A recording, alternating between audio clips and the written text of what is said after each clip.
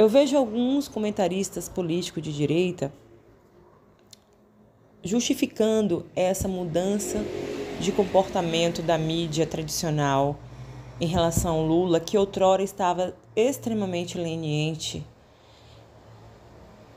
e de repente passa a tecer crítica, algumas vezes sutis, outras vezes mais contundente, por conta de um limite que o Lula está extrapolando e que agora fica difícil defender o indefensável. Eu não concordo. Na minha opinião, isso estava planejado desde o início. Na minha opinião, nunca foi sobre o Lula e sempre foi sobre o Alckmin. E que o Lula foi usado no seu resquício de popularidade para se articular no processo eleitoral de uma porcentagem, eu não vou destrinchar que articulação é essa, mas esse resquício de popularidade que o Lula ainda tinha, essa porcentagem de popularidade que o Lula tinha, ser usado nessa articulação para se voltar ao poder. Na minha opinião, se repete a mesma estratégia de quando o Temer assume o poder. Mas veja bem, eu não estou dizendo que o Lula, o PT e a Dilma sofreram ações tão somente persecutórias. É óbvio que existe materialidade para os crimes que o Lula e o PT cometeram, assim como tem fundamento real para o que levou o impeachment da Dilma, que foram as pedaladas fiscais. Eu só estou dizendo que uma ala do sistema quis voltar ao poder e trouxe à tona coisas que eles também praticavam. Só acredito que o PT praticou em dimensões maiores, em escala maiores. Mas eles praticavam as mesmas coisas que trouxe à tona do que o PT praticava para retirar o PT do poder e eles voltarem novamente a esse poder. E é isso que eu vou destrinchar aqui.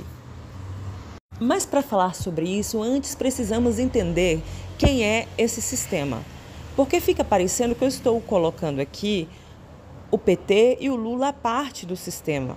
Não, eles não estão à parte do sistema, mas eles são apenas uma parte desse sistema. É que a gente tem essa ideia de um sistema único, como se fosse um organismo unificado, como se fosse um indivíduo.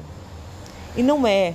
O sistema, ele tem vertentes com métodos diferentes que competem entre si, mas que por vezes se unificam, se fundem com o objetivo de manter seus interesses.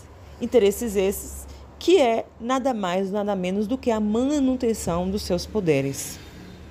No Brasil atua com força duas vertentes desse sistema, porém uma prevalece sobre a outra e eu vou dar fundamentos aqui históricos de ações, de eventos históricos, especialmente a história mais recente do país, mas isso tem uma origem no passado remoto, mais precisamente ali no golpe da República sobre a monarquia. Possa ser que alguns não concordem comigo de que foi um golpe. A gente pode discutir, conversar sobre isso em outro vídeo, em outro momento.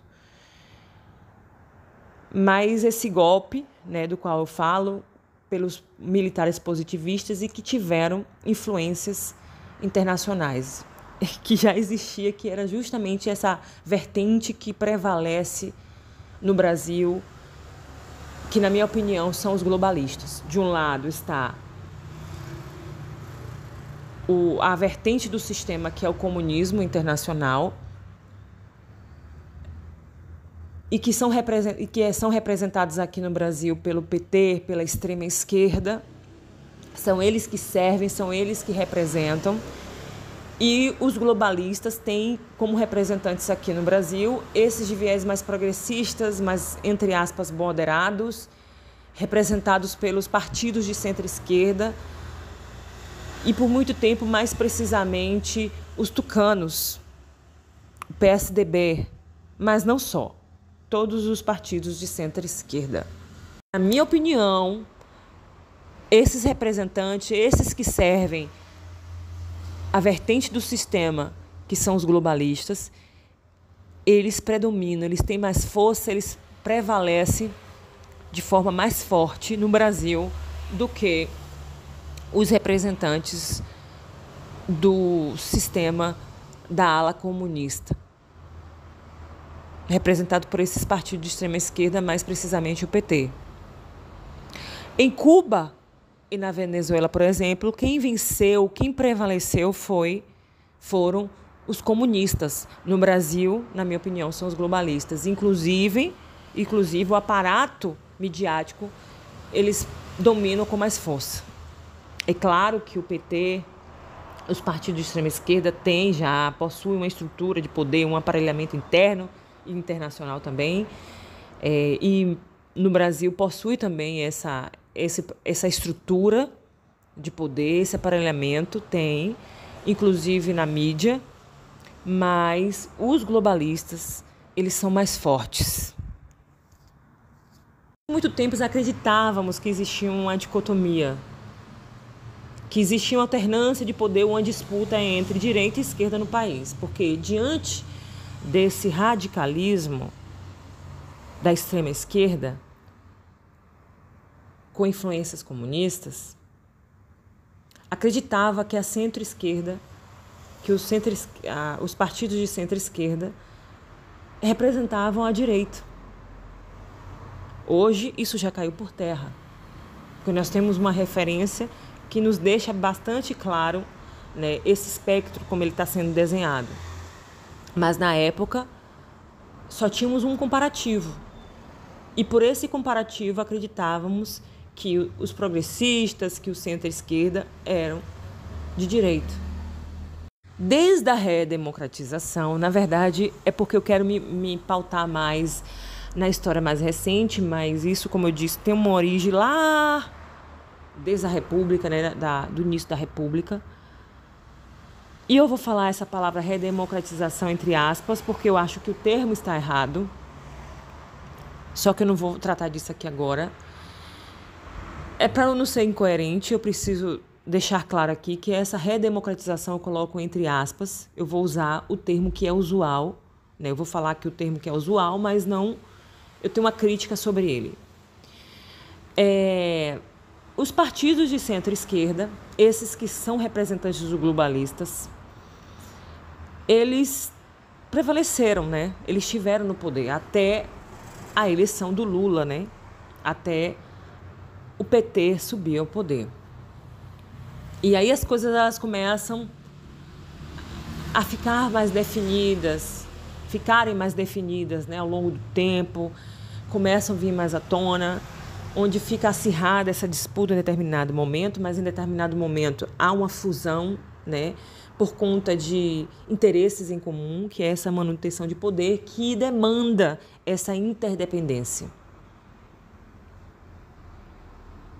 entre as vertentes do sistema. E aí é importante agora falar com mais precisão da história do PT no Brasil até a chegada no poder.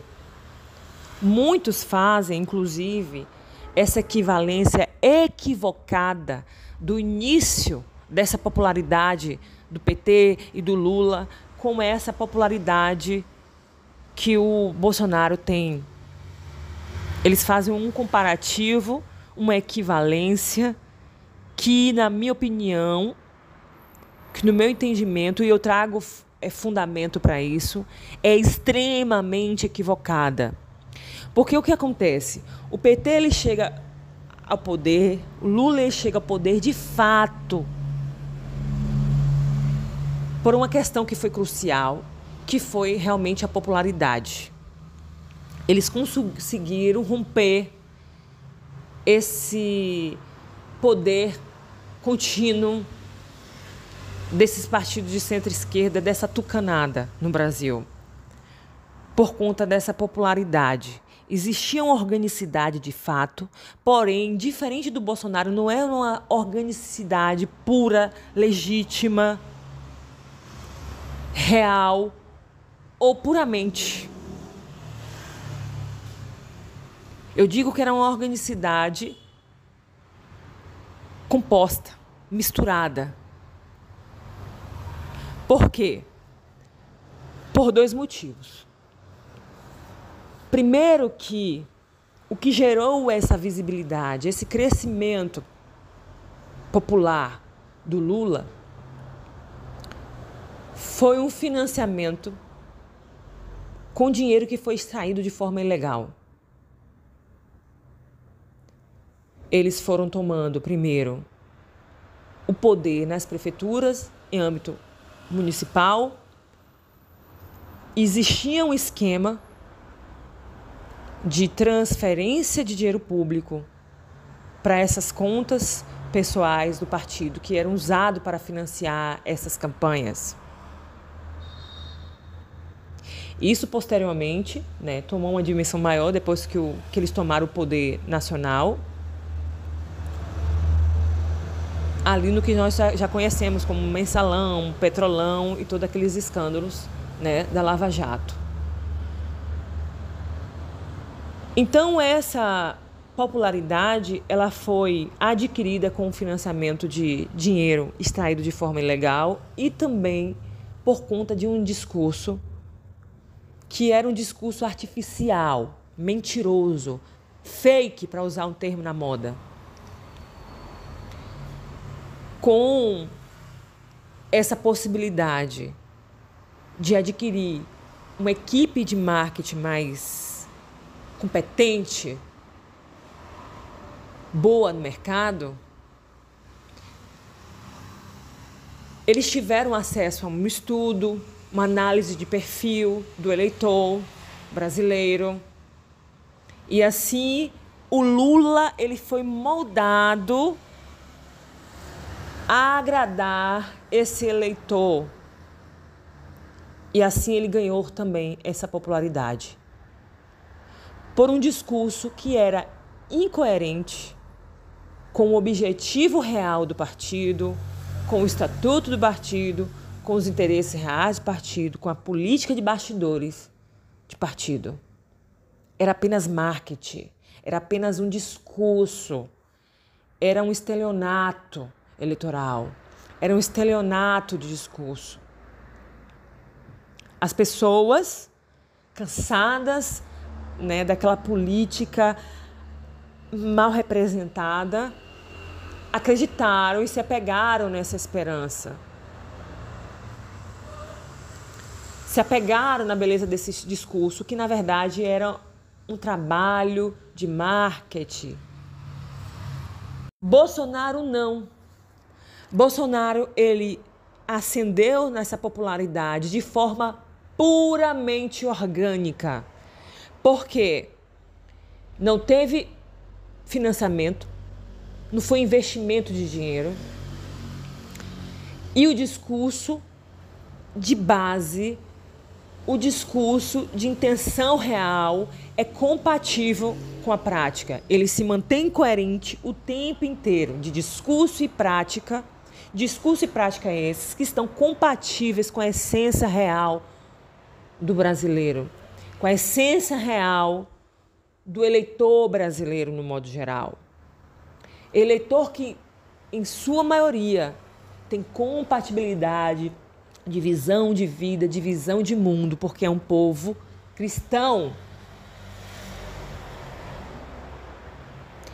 E um fator foi crucial, que foi algo que aconteceu concomitantemente, que é o advento das redes sociais aqui no Brasil, que mostra de forma integral aquilo que a mídia outrora monopolizava.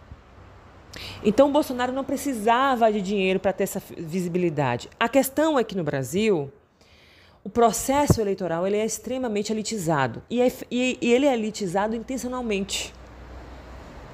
Para que a democracia nunca se estabelecesse no país. Eu nem estou entrando no mérito de fraude aqui.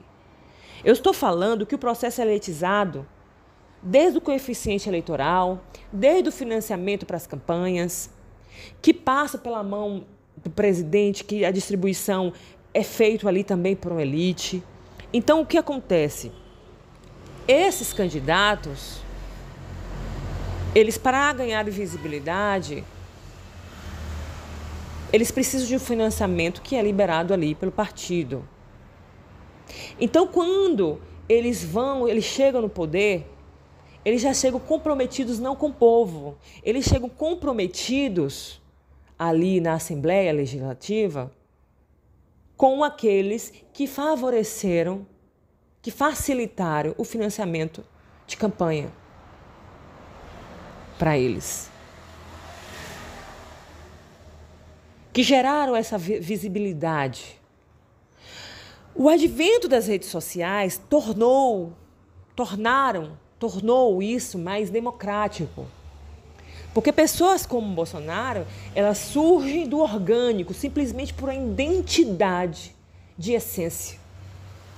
Então, passou-se a eleger pessoas, indivíduos comprometidos com o povo, porque eram simplesmente indivíduos que não precisavam de financiamento, de comprometimento com ninguém, mas era um comprometimento direto com o povo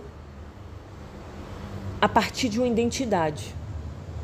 Esse é o grande câncer da política brasileira, porque leva esses políticos chegarem ao poder, inclusive lá na Assembleia Legislativa, os senadores e deputados, chegarem ao poder comprometidos não com o povo, mas com a elite. Uma elite econômica, que o financiam, uma elite política, que o sustentam e mantém no poder, uma elite intelectual, que tem a questão ideológica que é importante para esse domínio. Então eles chegam lá comprometidos não com o povo, mas comprometidos com o sistema, a serviço de um sistema. Não é a democracia, é o sistema mandando ali naquela nação. O advento das redes sociais, ele quebra esse domínio. Porque o processo eleitoral brasileiro, independente de fraude ou não, nem vou entrar nesse mérito, ele é estruturado para sabotar a democracia. Quando o PT, o Lula, chega ao poder, eles estabeleceram no poder e conseguiram permanecer no poder, apesar de um sistema que já ocorria, que era prevalência desses globalistas, como eu já expliquei. Eles permaneceram nesse poder por conta dessa popularidade, mais uma vez popularidade entre aspas, porque era uma organicidade que não era tão real, pelos motivos que eu falei de como ela foi construída. O que acontece? Esses que sempre prevaleceram no poder, essa outra ala do sistema globalista, querendo derrubar essa outra ala que tinha tomado o poder, que era o PT representando o comunismo, outra ala do sistema internacional. Eles precisavam ir nessa base que sustentava o PT ali no poder, que era a popularidade. Sabendo eles que essa popularidade era um castelo de areia, porque não era uma coisa real, não era orgânica, de fato, eles, com estratégia e com inteligência, atuaram justamente ali. Como retirar do poder para que nós voltássemos ao poder, para que a gente volte ao poder, para que nossa glória volte. Trazendo à tona as imundícies, a corrupção, a roubalheira dos bastidores ali, atuante do Partido dos Trabalhadores e da gestão do Lula no país. Foi quando começa a vir à tona, todos esses escândalos, e onde a mídia ela tem um importante papel. E olha que eu te disse, a Globo, ela não serve o PT. E eu não vou falar mais, vocês são inteligentes, estão entendendo o que eu estou falando. Não estou dizendo que foi uma estratégia sem fundamento, que foi mentira o que eles inventaram contra o PT. Não foi mentira. Eles pegaram uma coisa que era verdadeira para destruir aquela base que sustentava, que era a popularidade do Lula e do PT, mas que foi fundamentada em coisas reais. Realmente aconteceu aquelas coisas. Aconteceram, de fato, aquelas coisas.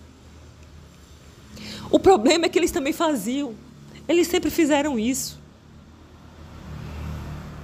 Eles não eram limpinhos nessa história. Eles não eram paladinos da moral nessa história. Eles não tinham dignidade para reivindicar ou denunciar isso. E eles nem fizeram isso preocupados com o Brasil. De fato, a motivação foi derrubar o PT no poder, desgastando essa popularidade, mostrando para o brasileiro a verdadeira cara do Lula e do PT, que até então enganava o povo brasileiro. Um diferencial do PT em relação a esses partidos de centro-esquerda, que sempre dominou o país antes, era essa questão da popularidade. Porque realmente o estereótipo dos partidos, dos integrantes, desses famigerados políticos do centro-esquerda era uma coisa muito distante da realidade do brasileiro. Em todos os aspectos falando, em comportamento, em forma de falar, né, em linguagem, em vestimentas. E o PT, ele já era um pouco mais próximo, já trazia um pouco dessa identidade ainda que falsa. Então, essa questão da popularidade, ela era essencial. Ela conferia essa popularidade, que eu também já expliquei, que foi adquirida também de forma escusa, mas esse conjunto de fatores trazia essa popularidade para o PT. À medida que as coisas foram sendo reveladas, o povo foi se decepcionando. Mas ainda existia e como existe ainda uma porcentagem de popularidade que se mantém. Quando a Dilma vem para disputar as eleições e que de vice vem um integrante que é de centro-esquerda e que não tem nada a ver com o PT na sua essência, aquilo já estava planejado. Porque a Dilma, ela já vinha com um desgaste de popularidade do PT. Como já existia esse desgaste de popularidade, não era possível vencer, vamos dizer assim, entre aspas, nas urnas, de forma fácil, ainda que com articulações. Existia ainda a porcentagem dessa popularidade. Mas era a popularidade já desgastada, onde eles precisavam de uma fusão. E aí, lembra que eu falei? São dois lados da mesma moeda. Eles se fundem em algum determinado momento para interesses comuns. Então, foi necessário uma coligação, um acordo. É exatamente isso que eu falo aqui na música, eu sugiro para vocês. A facada falhou, que é justamente onde mostra esse acordo que muitas vezes eles fazem, essa união que muitas vezes eles fazem para atender interesse de ambos. Mas a Dilma já estava com uma popularidade desgastada, a situação econômica do país estava extremamente complicada, sensível, porque a política econômica do PT leva a isso inevitavelmente. Lembrando que é uma influência de ideologia comunista. Então, até para eles comprarem pessoas, estava complicado. E, além disso, uma popularidade também já desgastada. E aí daí que vem a estratégia. Eles conseguem, trazendo à tona toda essa sujeira, numa Dilma já desgastada, em todos os aspectos falando, eles conseguem tomar o poder. Não tomar. É óbvio que tudo passou por um processo legal. Estou falando que eles conseguem voltar ao poder, só que eles achavam que eles iam permanecer. Eles achavam que eles iam continuar bem-sucedidos naquela estratégia. Afinal de contas, o PT já estava desgastado e estava desgastado por um motivo real. Porém, foi uma estratégia de trazer à tona. E assim eles só fizeram jogar água, onda, fazer com que a onda viesse na direção do castelo que era de areia. Que era essa popularidade que eu falei. Não precisava de muito trabalho, é só a gente trazer a onda, trazer à tona, né, as imundícies, e essa popularidade naturalmente vai ser desgastada, porque o povo vai perceber que não era bem aquilo que eles achavam e que trazia essa identidade com o povo. Então eles apenas permitiram que a onda chegasse no castelinho de areia. E assim, com a chegada do Temer no poder, eles achavam que ali seria fácil, o caminho estava pronto para eles ali para frente. Aí que acontece a grande surpresa e o grande baque para essa galera, que é a ascensão do Bolsonaro.